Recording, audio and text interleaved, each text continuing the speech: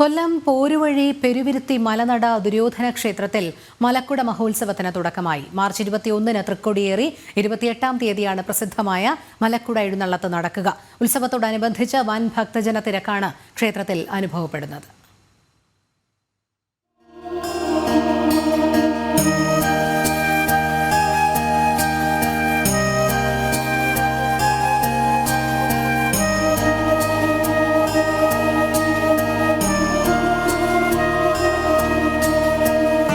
ദക്ഷിണ ഭാരതത്തിലെ ഏക ദുര്യോധന ക്ഷേത്രമായ പോരുവഴി പെരുവിരുത്തി മലനട ദുര്യോധന ക്ഷേത്രത്തിൽ മാർച്ച് 21 മുതൽ ഉത്സവത്തിന് തുടക്കമായി. മീനമാസത്തിലെ 1-ാം വെള്ളിയാഴ്ച കൊടിയേറി 2-ാം വെള്ളിയാഴ്ചയാണ് പ്രസിദ്ധമായ മലക്കുട എഴുന്നള്ളത്ത് നടക്കുന്നത്. ദ്രാവിഡ സംസ്കാരം തലമുറകളായി കാത്തുസൂക്ഷിക്കപ്പെടുന്ന ക്ഷേത്രമാണിത്. ശ്രീകോവിലോ ചുറ്റമ്പലമോ പ്രതിഷ്ഠയോ ഇല്ലാത്ത ക്ഷേത്രത്തിൽ ആൽത്തറയെയാണ് ആരാധനാമൂർത്തിയായി സങ്കല്പിച്ചിരിക്കുന്നത്. മറ്റ് ക്ഷേത്രങ്ങളിൽ നിന്നും വ്യത്യസ്തമായ രീതിയിലാണ് മലനട ക്ഷേത്രത്തിലെ ഉത്സവം. ഇവിടുത്തെ പ്രത്യേകത ആദ്യ ദ്രാവിഡ ആചാരപ്രകാരമുള്ള പൂജകളാണ് ഇവിടെ നടക്കുന്നത്. അതിൽ ഉപരിയായിട്ട് ശ്രീകോവിലോ ചുറ്റമ്പലവും ഇല്ലാത്ത ആൽത്തറയെ പൂജ ചെയ്തു പോകുന്ന ഒരു പ്രധാന ക്ഷേത്രമാണ്. കേരളത്തിൻ്റെ നാനാഭാഗത്തു നിന്നുള്ള ഭക്തജനങ്ങളാണ് ദിനം പ്രതി ഇവിടെ വന്ന് പോയിക്കൊണ്ടിരിക്കുന്നത്. ഇവിടുത്തെ മീനമാസം 1-ാം വെള്ളിയാഴ്ച കൊടിയേറി മീനമാസം 2-ാം വെള്ളിയാഴ്ച ഉത്സവമാണ്. അതാണ് മലക്കുട മഹോത്സവം. മാർച്ച് 21-ന് തുടങ്ങി മാർച്ച് 28-ന് ഉത്സവത്തോടു കൂടി സമാപിക്കുന്നു. അതിലുള്ള പ്രത്യേകത എന്ന് വെച്ചാൽ ഒരു ക്ഷേത്രത്തിലും ഇല്ലാത്ത ഒരു ചടങ്ങുകളുണ്ട്. രാത്രി 12 മണി കഴിഞ്ഞിട്ട് വായ്ക്കരി പൂജ.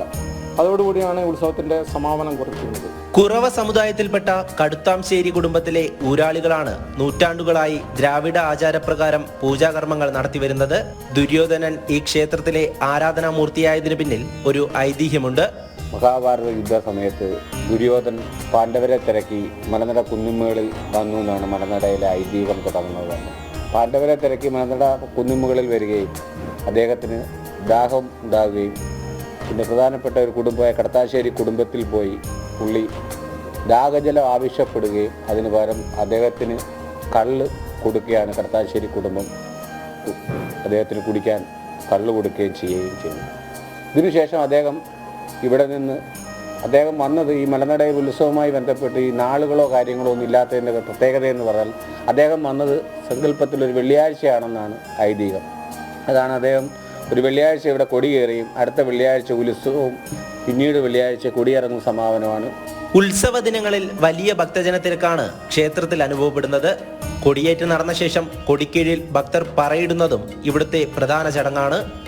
കൊടിയേറ്റ് കഴിഞ്ഞ് ഇന്ന് 3-ാം ദിവസം എത്തിയപ്പോൾ ലക്ഷക്കണക്കിന് ആളുകളാണ് ഇടതടവില്ലാതെ ക്ഷേത്രത്തിലെ മലയപ്പൂപ്പനെ സന്ദർശിക്കാനും അവരുടെ ആവലാദികൾക്ക് പരിഹാരം കാണുവാനുമായിട്ട് എത്തിക്കൊണ്ടിരിക്കുകയാണ്. അതേപോലെ മലക്കുടയുടെ ഏറ്റവും പ്രധാനപ്പെട്ട സവിശേഷത എന്ന് പറയുന്നത് മധ്യ കേരളത്തിലെ അല്ലെങ്കിൽ മധ്യ തിരുവിതാംകൂറിലെ ഏറ്റവും പ്രധാനപ്പെട്ട കെട്ടുകാഴ്ച അരങ്ങേറുന്ന ഒരു ക്ഷേത്രമാണിത്.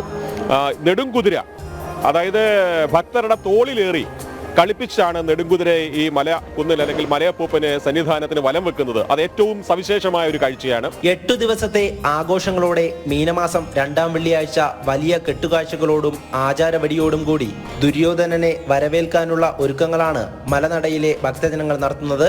മാർച്ച് 28-ന് മലക്കുട എഴുന്നള്ളത്ത് ദിവസം അർദ്ധരാത്രിയിൽ ക്ഷേത്രത്തിലെ പ്രധാന ആൽത്തറയിൽ പനമ്പായ വിരിച്ച് വായ്ക്കരിയിടിൽ കർമ്മവും നടക്കും. വിവിധ കരകളിലെ വലിയ എടുപ്പുകുതിരകളും എടുപ്പുകാളയും നൂറുകണക്കിന് വലുതും ചെറുതുമായ കെട്ടുരുപ്പടികളും കെട്ടുത്സവത്തിന് ഭംഗി കൂട്ടും.